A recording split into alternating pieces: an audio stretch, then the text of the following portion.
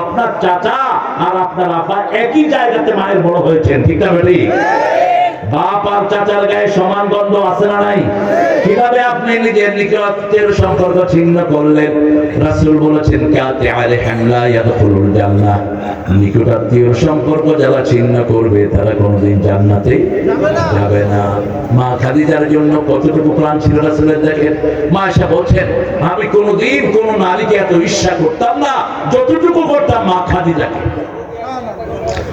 অন্য বিবিরা জিজ্ঞেস করতেন কেন আপনি ওনাকে এত ঈর্ষা করেন? রাসূল সাল্লাল্লাহু আলাইহি ওয়াসাল্লামকে দেখেছি মদিনাতে একটা ছাগল জবাই করলে ও ছাগলের গোশত নিয়ে খাদিজার আত্মীয়কে খুঁজতেন। কোথায় খাদিজাতুল কুবরার কোনো আত্মীয় স্বজন পাওয়া যায়? আত্মীয় স্বজনকে দেয়া ছাড়া তিনি খেতে বসতেন না। নিজের আব্বার বন্ধুদেরকে দিতেন রাহমাতাল লিল, মায়ের বান্ধবীদেরকে দিতেন। নিজের চাচা চায়ের সিঁড়ির খবর রাখতেন রাহমাতাল লিল, বাপ নিজের সিঁড়ি, তারপরে এই 4 সিঁড়ির খবর রাখতেন রাহমাতাল লিল। তায়েফের যুদ্ধে রাসূল অনেক গনিমতের মাল পেলেন, হাজার হাজার বকরি পেলেন, দুম্বা পেলেন, মনে মনে স্বর্ণ পেলেন। অনেক আসামি বন্দী হলো। একজন মহিলা সাহাবীদেরকে বলছেন এই শুনো, আমার নাম আয়েশা, আমি মুহাম্মদের দূত সাল্লাল্লাহু, আমাকে একটু ওনার কাছে নিয়ে যাও। সাহাবায়ে কেরাম নিয়ে আসলেন রাসূলের কাছে ওনাকে। রাসূলকে উনি বলছেন মুহাম্মদ তুমি কি আমাকে ভুলে গেছো? আমি আর তুমি একসাথে মা হালিমার কাছে দুধ পান করেছি, আমি তোমার বড় ছিলাম, আমি তোমাকে করে নিতাম। তুমি মনে করো তো মুহাম্মদ একদিন সকালে তুমি আমার এখানে কামড় দিয়েছিলে।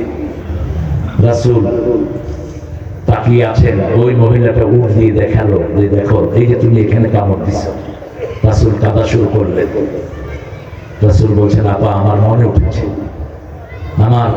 আমি আপনার কোলে চড়তাম, আমার মনে পড়ছে। কাঁদলেন অঝরে রাহমাতাল লিল, আর বলেন আমার বোনকে ছেড়ে দাও, যা চায় তা দিয়ে ছেড়ে দাও। 100 ওট দেয়া হলো তাকে। কয়শো? 100 ওট তিনাকে দেয়া হলো। তিনি পড়ে নিলেন লা ইলাহা ইল্লাল্লাহু মুহাম্মাদুর রাসূলুল্লাহ সাল্লাল্লাহু। ইয়া আইয়ুহান নাস, হে মানুষেরা, ইবাদত করো কার? ইবাদত করলে তাকওয়া দান করবেন কে? আবার রোজা রাখলে তাকওয়া দান করবেন কে? হত্যার বদলে হত্যা করলে তাকওয়া দান করবেন কে? সবগুলো সূরা বাকারাতে বলছেন কে? 183 নম্বর আয়াতে বলছেন কুতিবা আলাইকুমুস সিয়ামু কামা কুতিবা আলাল লাযীনা মিন ক্বাবলিকুম লাআল্লাকুম তাত্তাকুন। আবার এই সূরা বাকারার 179 নম্বর আয়াতের ভিতরে আল্লাহ বলছেন এই মাওলানা কালো জ্যাকেট কোথায় যাও? কোথায়? হ্যাঁ,